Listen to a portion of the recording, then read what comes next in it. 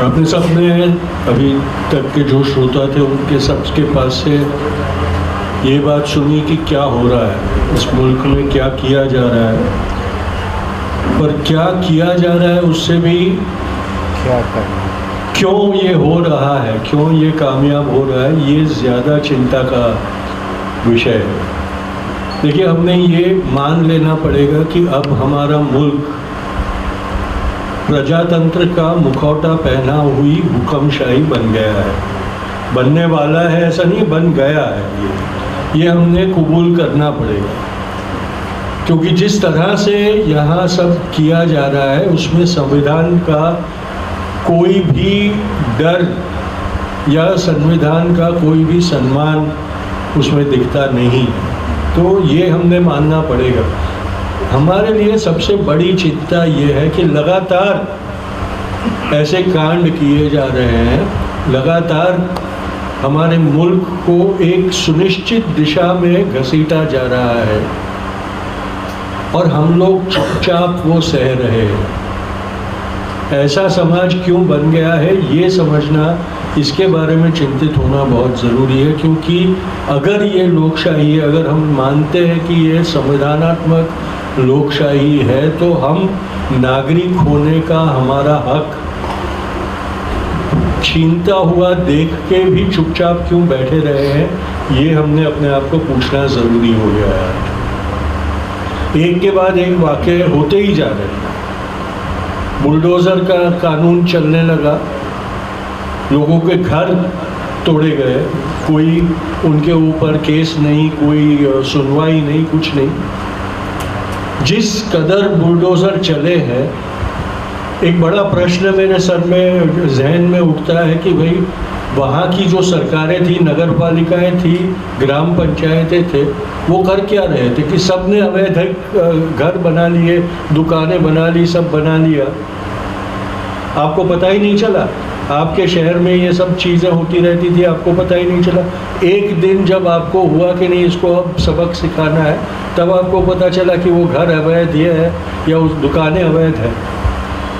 तो कानून का कोई तंत्र है कि नहीं, पर ये सब इसलिए चल रहा है कि हम खामोश बैठे। अभी सोनम वांगचुक हो रहा है, ये सुसाइड के केसेस हो रहे हैं, वो सब हो रहे हैं। प्रेस कॉन्फ्रेंस करेंगे, कुछ जाहिर सभाएं होंगी और हमको लगेगा हमने अपना कर्तव्य निभा लिया, हम लोग जाके घर बैठ गए। सरकार भी ये जानती है कि आएंगे कुछ लोग, अब हम लोग जो यहाँ बैठे हैं उनको तो अर्बन नक्सल बोल ही दिया है, तो हम कुछ भी बोलेंगे तो हम तो अर्बन ही नक्सल है, इसलिए ऐसी राष्ट्र के खिलाफ की बातें करेंगे, ये बात करके हमको डिस्क्रेडिट कर देंगे। लेकिन जो मेजॉरिटी लोग हैं हमारे, वो बात मान लेती है और घर में बैठी रहती है। ये तकलीफ दे बात है।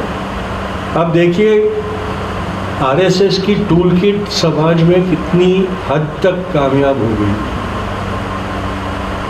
जातिवादी हमले, जातिवादी एट्रॉसिटीज़ देश में कितनी बढ़ रही। चीफ जस्टिस के ऊपर जूता फेंकने से लेकर रायबरेली में लिंचिंग होना, ये सुसाइड होना, इसमें भी जातिवादी एक रंग दिखाई दे रहा है उसमें।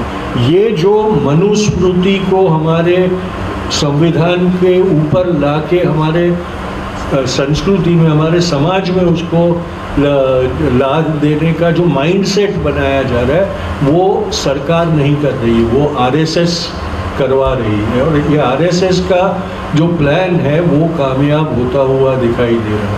ये हमने समझना है।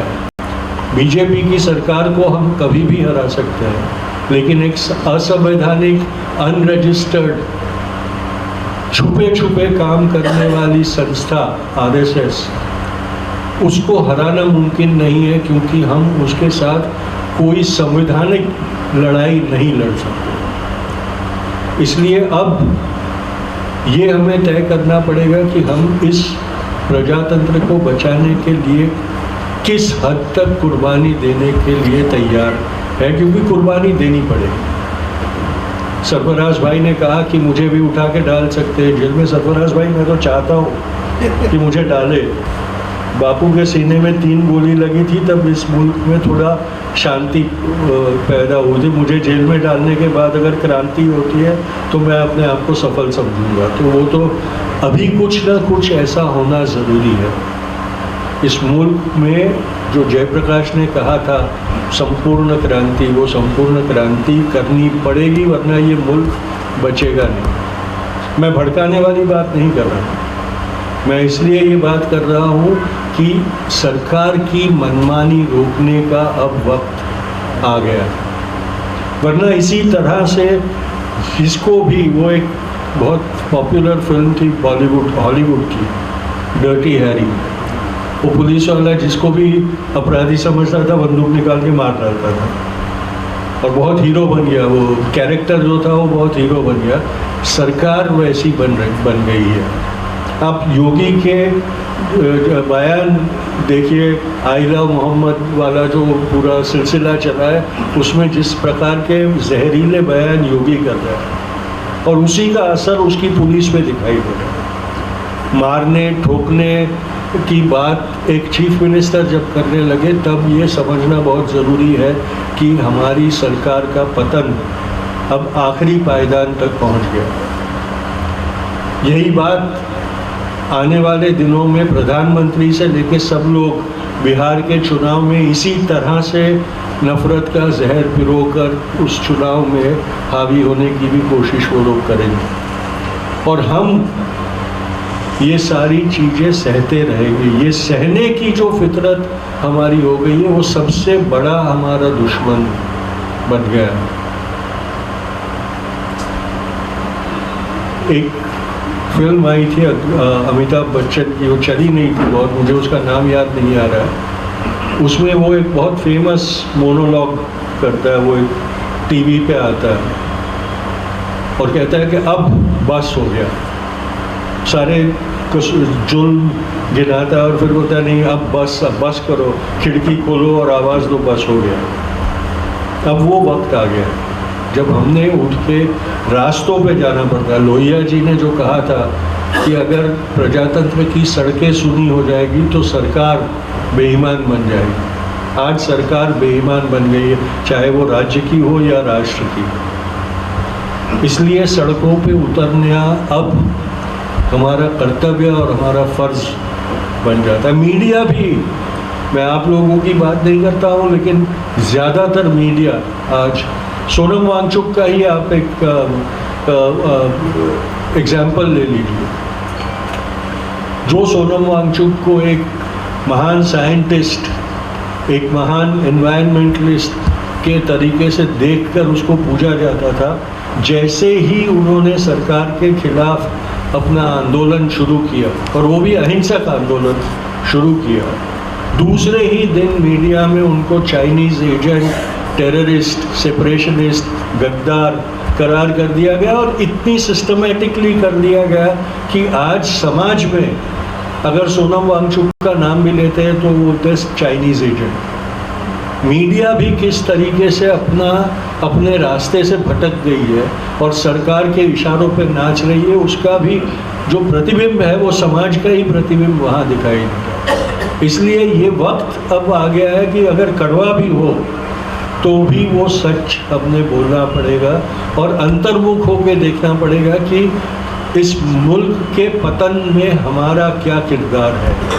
वो अगर हम नहीं कबूल करेंगे कि इसमें ज़्यादातर दोष हमारा है तो कुछ नहीं हो पाएगा और इससे भी बदतर दिन देखने का वक्त हमारे ऊपर आ गया। मैं ये नहीं कहता कि ऐसे प्रेस कॉन्फ्रेंस नहीं होनी चाहिए या सभा नहीं होनी चाहिए, क्योंकि जो एक विरोध का एक स्टेटमेंट है वो इसी तरह से हम निकाल सकेंगे, लेकिन ये पर्याप्त नहीं है। अब रास्तों पे उतरना और राजनीतिकों को अपनी ताकत दिखाना ये ज़रूरत हो गई है। यही बात मैं करना चाहता हूँ, नहीं वरना ये वाकई दिन ब दिन बढ़ते जाएंगे।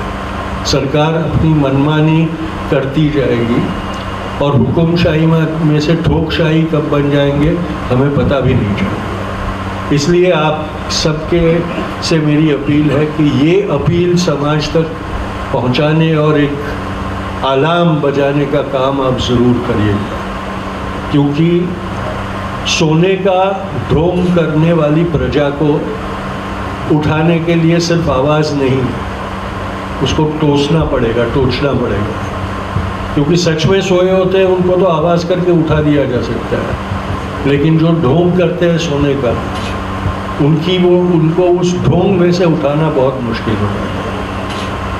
बहुत बहुत शुक्रिया आप सब यहाँ आए।